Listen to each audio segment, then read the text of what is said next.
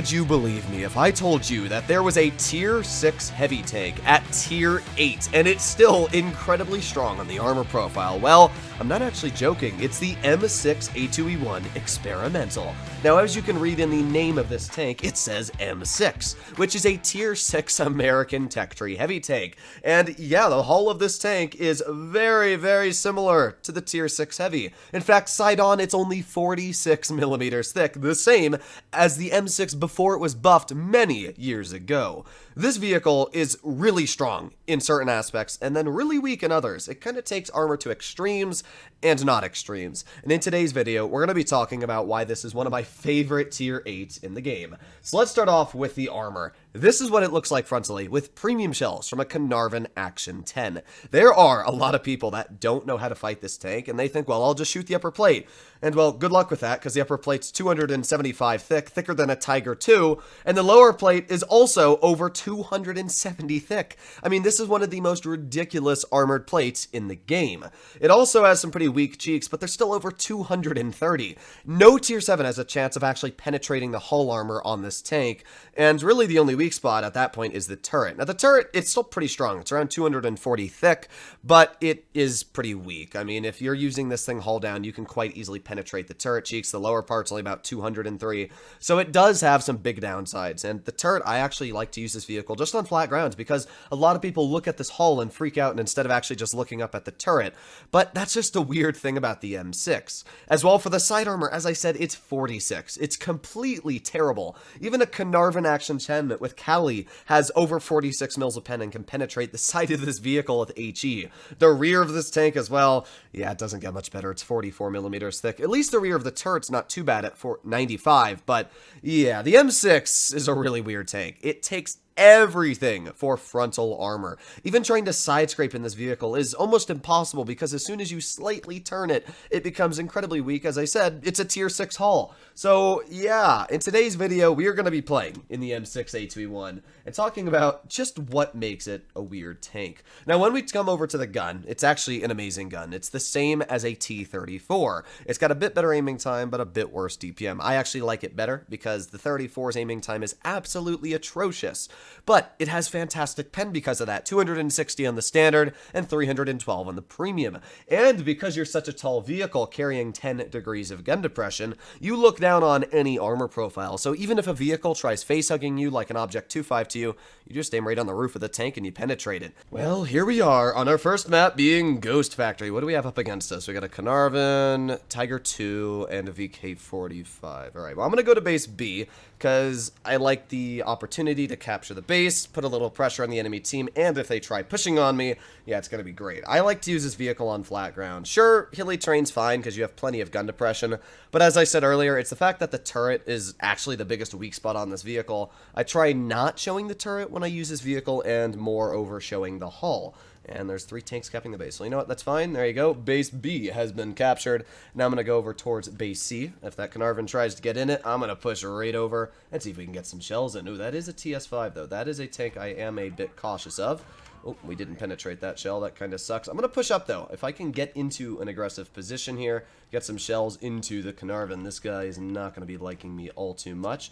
So let's aim in and boop, there you go. Nice tap for 423. Obviously, with the ridiculous amount of penetration this vehicle carries, it's not hard to completely overwhelm enemy armor plates. So let's aim in on this Carnarvon again. Let's get another tap into his tank for 400. I like the Alpha too. You can see that, sure, the DPM is not great on the M6, but you don't really need DPM when I'm just sitting in a situation like this. So obviously the TS5 can pen me with a premium shell, or actually it'll bounce my upper plate. Again, just another reason why the armor on this tank, look at that, a premium shell from a TS5, the highest heat pen you'll find in a tier 8, just bounced off my upper plate. I mean, if that doesn't showcase insane armor, I don't know what will. So let's aim in on the side of this TS5. There you go. Another nice tap into his vehicle for 500. Let's see if we can get another bounce on my front plate. Well, I guess that one isn't really going to happen, is it?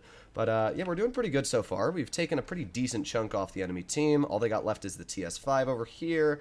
Maybe we can get a shell into the Carnarvon. We are so tall, we can just easily shoot into his tank across. But right now, I want to get a shell into this TS5. Yeah, this guy has a very, very big skib blissue. I don't know what he's aiming at or what he's doing. But, yeah, I'm just gonna load on a premium. Well, yeah, I'll load in premium just in case. There you go. Finishing off what is the enemy TS5. So now we've got our Defender Mark 1 being absolutely butchered. Yeah, this team fell apart very, very quickly. They still have 4 tanks left. That's not great, and my Defender Mark 1 is going to be very quickly overwhelmed, it looks like. Hopefully he's able to do a little bit more before he gets taken out, but yeah, that kind of sucked.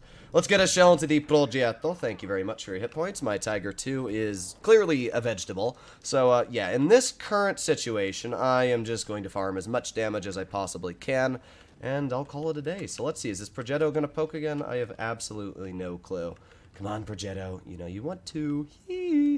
Maybe not, maybe not. Maybe that guy's just gonna chill there. Oh, there you go. And another tap, and there you go. Even a bounce from the Progetto. I mean, again, the armor on this tank just doing its charm. Trying to back up, though, because this Tiger 2 is not a good player. I'm gonna aim in on the M4. I don't even think this guy can really pen me. You can see it stopped aiming at me.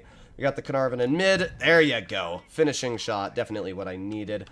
And at this point in time, what I'm going to do is I'm going to push up over here, see if I can get some shells into what would be the Progetto and the Panther. So if I can clear this Panther, this will be great. So here we go. Panther is taken out. That is exactly what I needed. The Tiger is still alive, which is also perfect. So let's start pushing on the rear of this Progetto.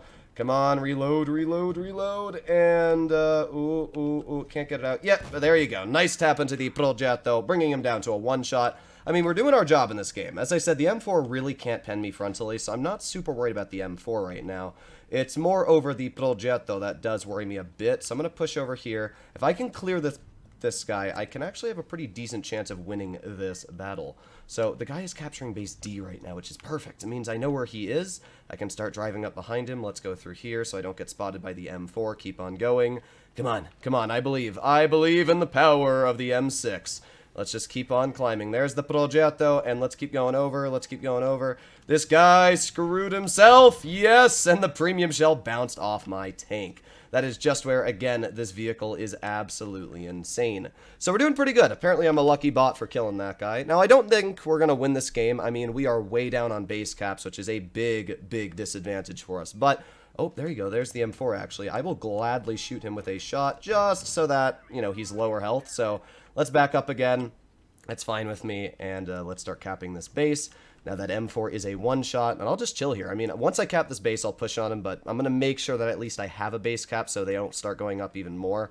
So there you go. That's a base cap done, and now let's start pushing on the M4. Ooh, lucky shot into his vehicle. And, yeah, this was honestly the perfect game to showcase why the M6 is just an absolutely insane vehicle. Now, I can't vouch that we'll win this game, but I'm going to try my best. Oh, yeah, there you go. Right through the wall. And there you have it. That was just a great battle. I mean, there's not much else to say. This just showcased why the M6 against anybody that doesn't understand how to fight it is a truly insane vehicle. We blocked about 1,400 damage, but it's just the fact that frontally, that M4 had no chance of penning me. I knew that I could just sit there and he wouldn't be able to pen me. So I was able to save my Tiger 2 for a bit of time doing that. Push on the Progetto, finish him off. I don't know why that guy didn't just run away. That was definitely a misplay on his part, but apparently I'm the bot for killing him. Interesting, right? Either way, we're going to do another battle here and see how it works out. And here we are loading into our second battle.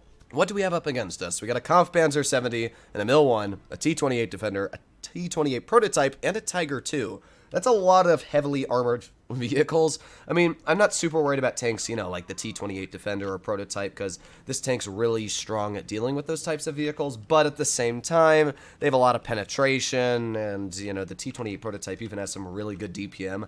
So I'm a bit cautious, I'm just going to say that. But either way, I'm going to be pushing my tank towards base B. I mean, I could go up the hill, trying to think of what I want to do here. They only have one medium, and we have two, so realistically, it's kind of a waste of my time to go towards base A, but at the same time, if I get overwhelmed at base C, it's not going to go great. So I'm just going to go towards B and see what we can do. There's the RU-251.